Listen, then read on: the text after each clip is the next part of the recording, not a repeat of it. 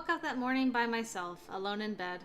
James was nowhere to be found, but I had to assume he was out training. We were getting closer and closer to the day when we were going into battle with the Demon Lord, so it made sense for him to be on top of his training. However, I couldn't exactly stop the feeling of loneliness rushing through me. I at least wanted to see him off, but I had to understand. This was preparation for a war. The reward was me going home, after all. I stretched and rubbed my neck, massaging out the tired soreness from sleep in my body. Day 5 in the demon world. Had it really been that long? I wanted to imagine it like a vacation, but the situation was the polar opposite. This was a week away from my normalcy, despite it being barely normal in the first place. Besides, I was marrying a demon. There was nothing normal about that. How much time has gone by in the human world? Were people worried about me by now? Questions plagued my mind for a brief moment before I let out a sigh of defeat. I guess I'll figure it out when I get home. Whenever that is. Don't worry, darling. You'll be home soon enough. Oh, hello. I turned my head to see Diana standing by the door with a plate of warm pancakes. I would never figure out how Diana managed to make them, but staring at the plate made my mouth water. Something warm. Here. Nice. Diana walked over and handed me the plate and utensils to eat with. I didn't even ask to start eating. The first bite was heavenly, and the expression on my face apparently made Diana chuckle. I'm glad you enjoy it. I blushed and swallowed the biteful in my mouth before looking up at Diana. Thanks. You're welcome.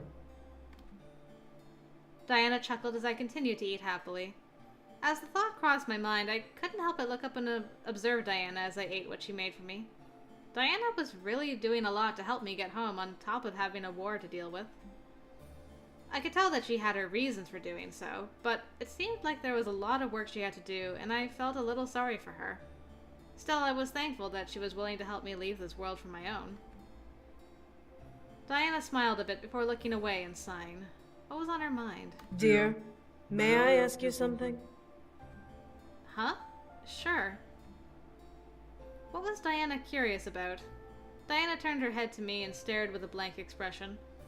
I was a little concerned as to why I received such a stare, but I mentally shook it off. Have you truly dealt with the angel problem? I haven't heard any word from them since last night, so I assume you have. But I need to be sure. I mean, I have no clue. I stared at her for a moment, taking in her question. I really wasn't sure how to answer because it wasn't clear if we managed to get away from the angel sites or not. They did invade my dreams last night, that was for sure.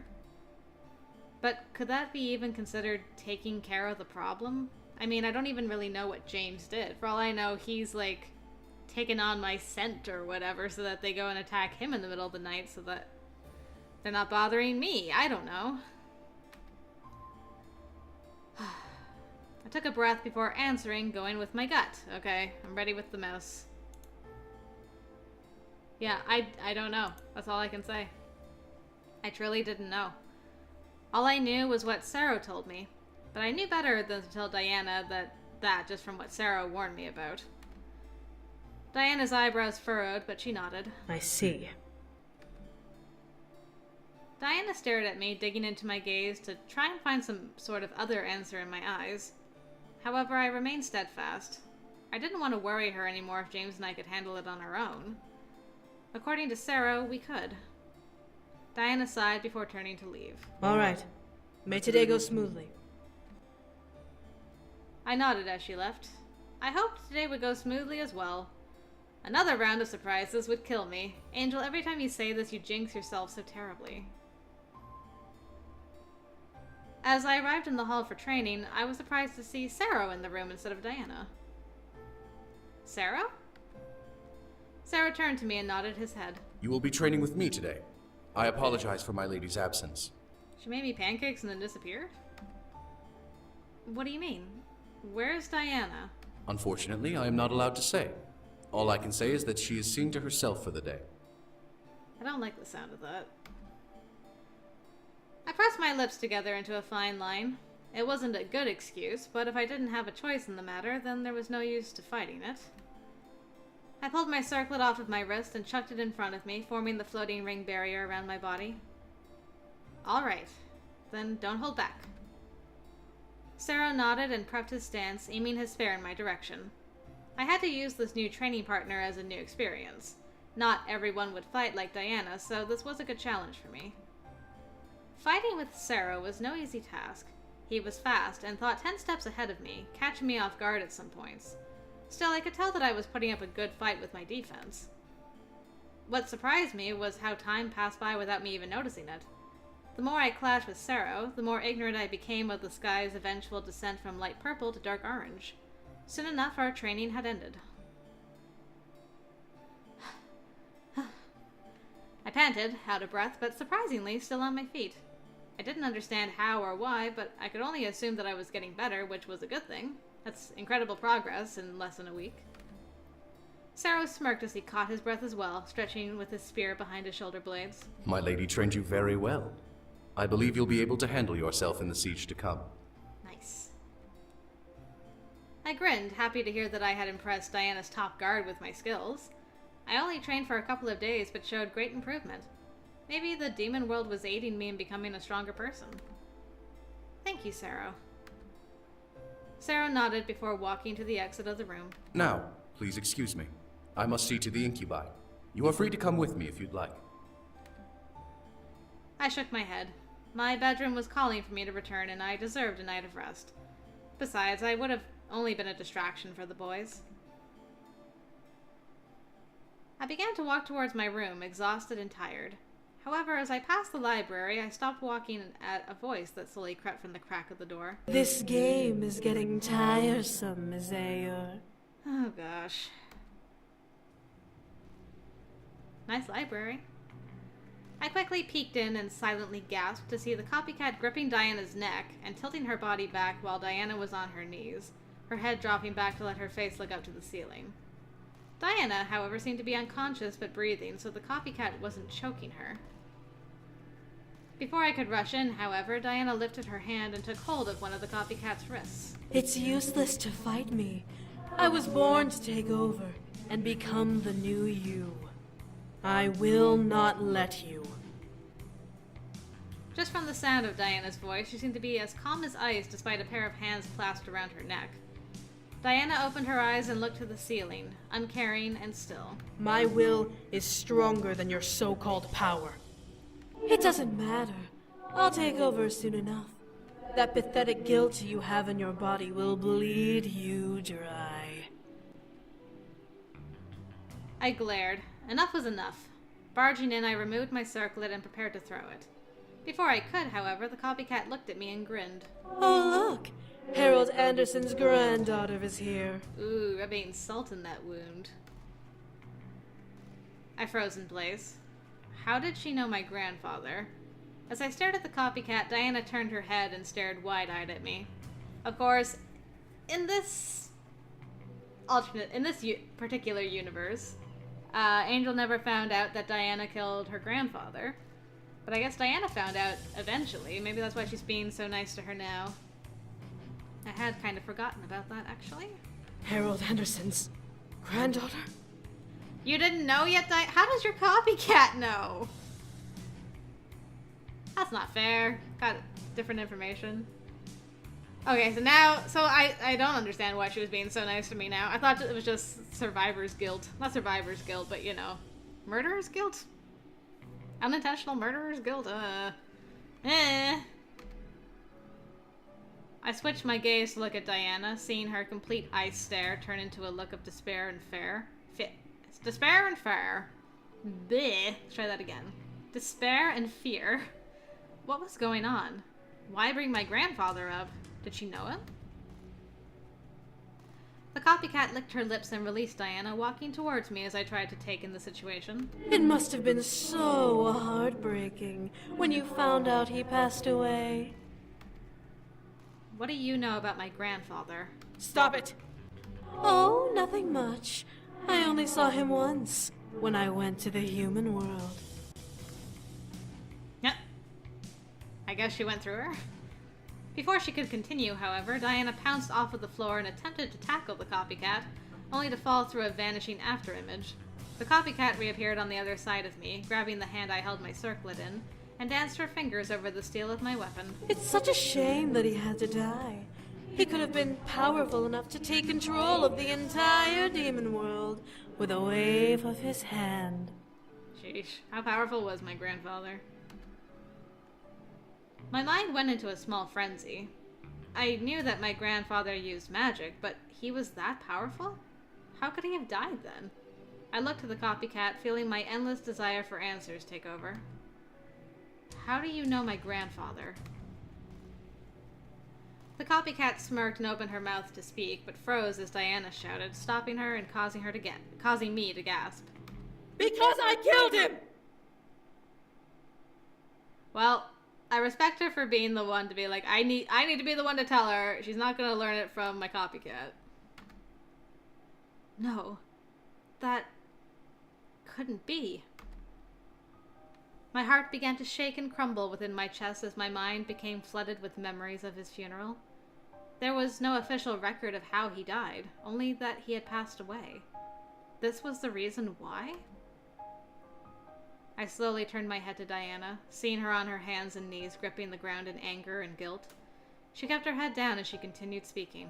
When the boys left the demon world, I had to track them down and find out who took them away. In a blind and misguided need, I recast the spell they used to open the bridge between our worlds, and used the remainder of that man's life to come through. I can't ever ask for your forgiveness. I took his life, and I've been punished greatly for that choice. But I swear, on the ashes of my family, it was not something I wanted to do.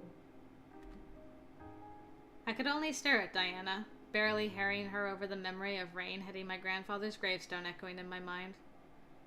My grandfather was buried 6 feet beneath the ground because of her. I'm a little confused by the rules.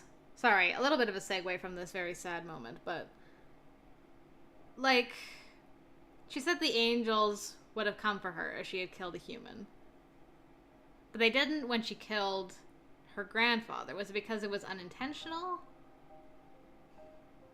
Are there, like, exceptions to that rule? I don't know, maybe I'll find out at some point.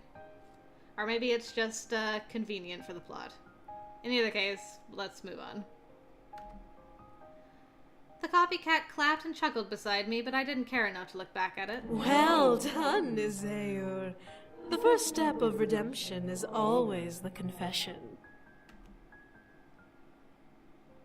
One word bounced through my head as I stared at Diana, watching her lower her head further onto the floor with her forehead against the stone.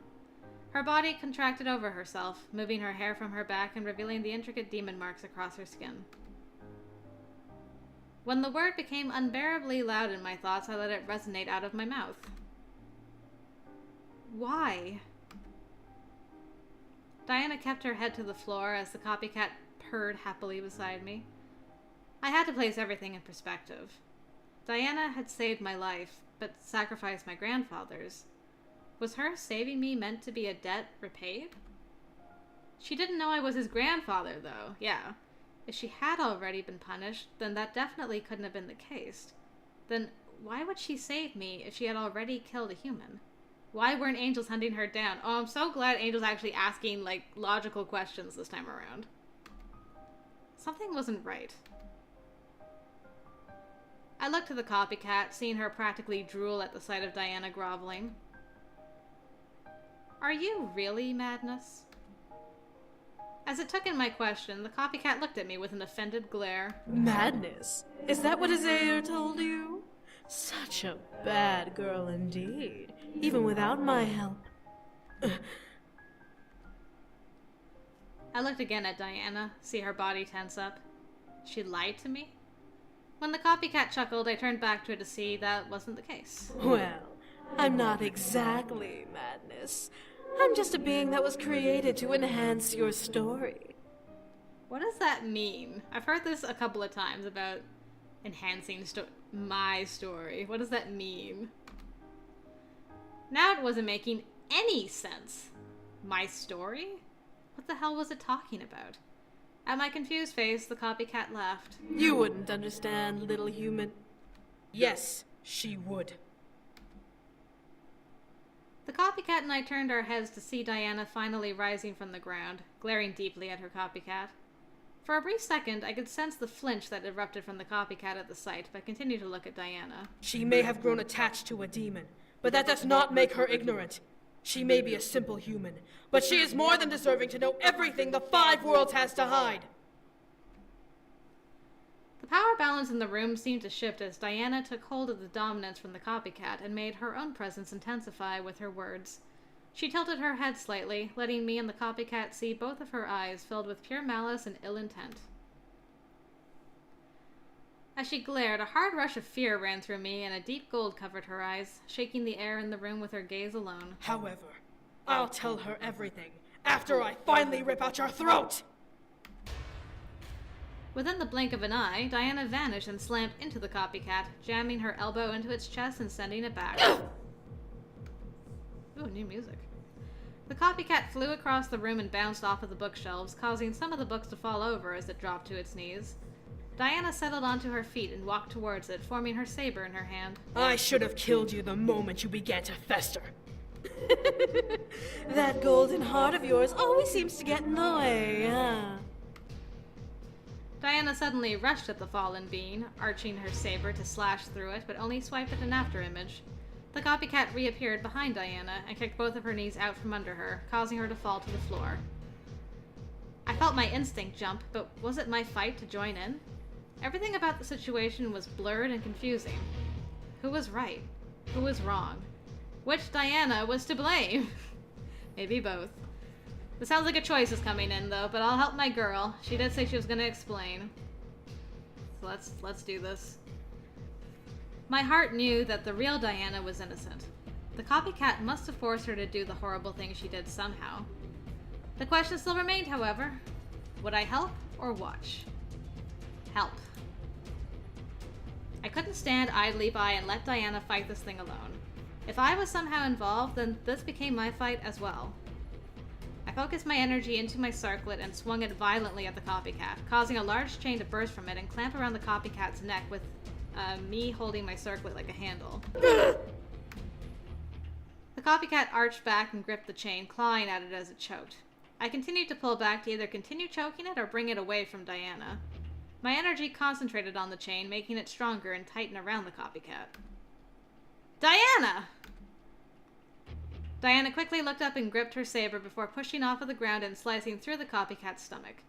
I could only stare wide-eyed as the blade cut all the way through the copycat's body, perfectly dividing her in half.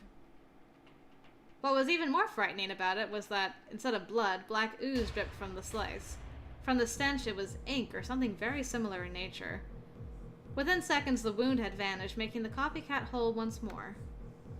Before it could attack, however, Diana carved through it again with her saber, painting the floor with a spray of its black ink blood as the slice ripped through its torso. Diana twisted her blade and continued to slice apart the copycat like scraping a hot knife through butter. Ooh. With each tear, the ink blood seemed to form it back together, but the copycat seemed to weaken each time. Soon it wasn't fast enough to completely heal the wounds on its body, its skin becoming painted black. The copycat let out a growl, somehow still alive, and gripped Diana's neck. I could tell that it was immensely weakened, but continued to fight on. A shadowy aura bounced around it as a second voice, one I couldn't recognize, echoed behind Diana's. You will not defeat me!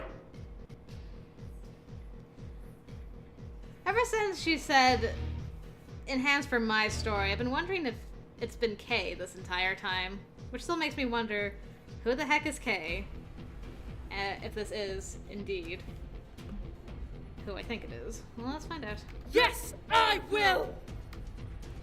Diana quickly grasped onto the copycat's neck and began to crush it, making the copycat let go of her and take hold of Diana's wrists, hoping to stop her. My name is Isaur, descendant of the Lilith bloodline and queen of the rebellion.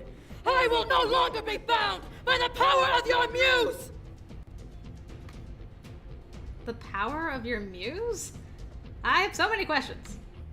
Before I could even attempt to ponder what the hell she meant, Diana dug her nails into the copycat's neck, effectively stabbing through her skin and burying her nails into its throat. You will not control me anymore!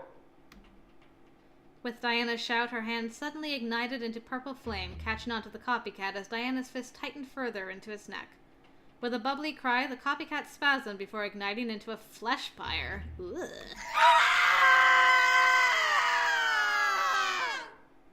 That sounded painful. The smoke that rose into the air faintly reminded me of a book burning. The smell of paper and ink becoming ashes and soot as, little by little, the copycat started to burn away. Eventually, Diana's fingers finally revealed themselves as the ashes around her fingers fell to the ground with the remainder of what was the copycat. I felt myself step back and collapse onto the floor, taking everything in and trying to adjust myself. The entire situation became a wild ride, one full of surprises and confessions. It was hard to place all together. I wasn't the only one to hit the floor. Diana fell to her knees, staring at her hand as the ashes of her copycat faded into the air like dust. It's over. I stared at Diana, seeing her gaze burn into her palm and watching it shake slightly. In her eyes, however, was a small glimmer that I had not recognized from her. It was almost innocent, kind. Like she had been under a spell for many years and had finally been freed. Was this the true Diana? Diana gripped her fist and brought it to her forehead, inhaling deeply and stopping herself, most likely from crying. Diana. I felt lost, unsure of what to do as I watched her try and catch herself. I'm sure she had a lot to say, and while I very much deserved every explanation she could give, she had just done something that seemed both metaphorically freeing and heavy on her soul. I think this can wait. If Kay has been controlling her this entire time, including from the first game, and everything before that, I think she could use some time. Although I'm so curious. I would get my answers another time. Diana needed this time alone. I slowly stood and began to walk out of the room, trying not to disturb her, but stopped at the sound of Diana's voice. I'll explain everything soon. Please, just... I know. It's okay. I wasn't uncaring. I knew she needed some time to recuperate. I looked back to see her stare up at me, silent tears rolling down her cheeks as her expression gave away her surprise. I smiled and left the room, knowing that I would know the truth eventually. I cannot wait. I finally arrived at my room, but as soon as I entered, something wasn't right. Why can't things just go right for a little bit? I felt something was off just from stepping inside, but there was no one there. But I hear some dramatic music. Was I just exhausted in imagining things? I cautiously entered, looking around. Nothing seemed to be out of place visually, but my nerves felt on edge. What was happening? Hello? Despite feeling silly speaking to an empty room, especially because people get murdered in horror movies when they do something stupid like that, I had to see if anything, or anyone, would respond. Maybe they were hiding. Maybe something was creeping around and would be surprised by my voice. There was no response, but I still didn't feel easy. Something was seriously wrong. Investigate. I shook my fear from my mind and took a breath. I'm not gonna let the dramatic drum beats scare me away. It's not something to be scared about. I was sure of it. I walked further into the room only to hear the door slam shut. I turned around, seeing the door closed, making me panic a bit. Hey! Before I could walk over, however, I felt the energy in the room freeze. What? I looked around, now unsure of what to think. Whatever was here had succeeded in trapping me. Great. So I needed to deal with whatever it was. Baring my teeth and stepping further into the room, I scanned the room for any movement. Who's there? What do you want? You do not belong here, human. Okay. Who's here now? The voice that replied sent fear rushing through my body. I looked around to try and pin down the direction of the voice, but it seemed to just echo around the room. Who are you? What do you want? You meddle in things beyond your comprehension.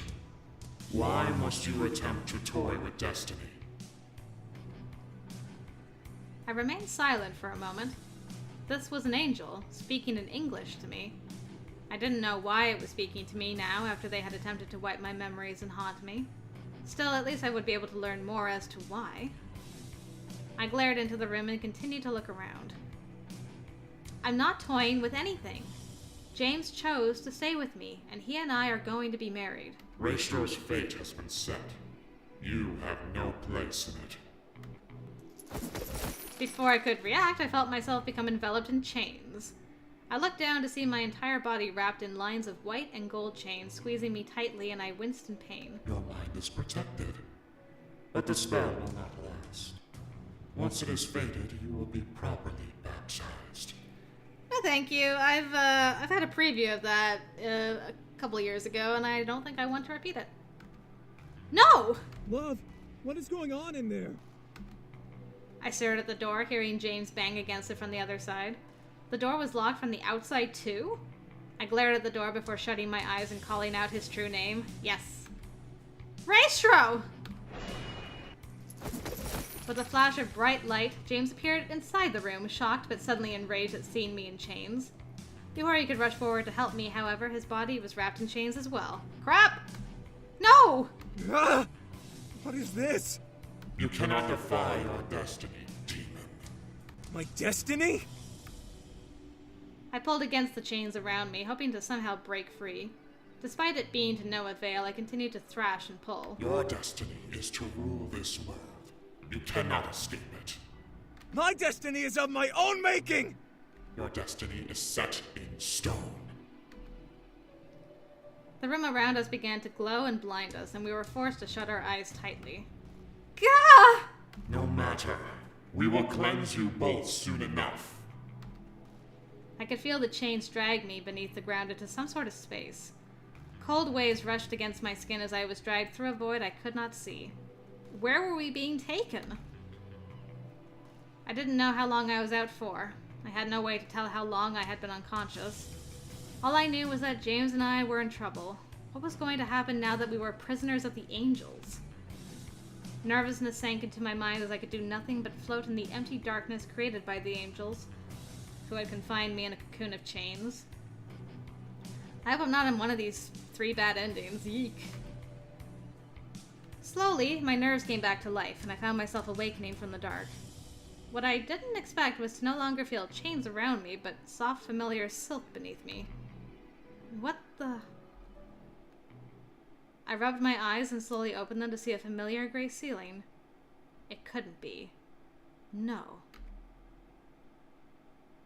Sitting up, my heart caught in my chest. I was back in my room.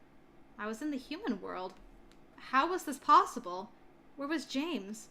I jumped out of my bed and rushed for the door, pulling it open. James? I called out, but heard no response. I rushed to the lobby and looked around to see it still intact. The air felt familiar and real, and I wasn't imagining things. It couldn't have been. At the same time, I knew that the curse hadn't been lifted. I couldn't have returned to the human world unless I died. Was I... dead? I began to panic. What was going on?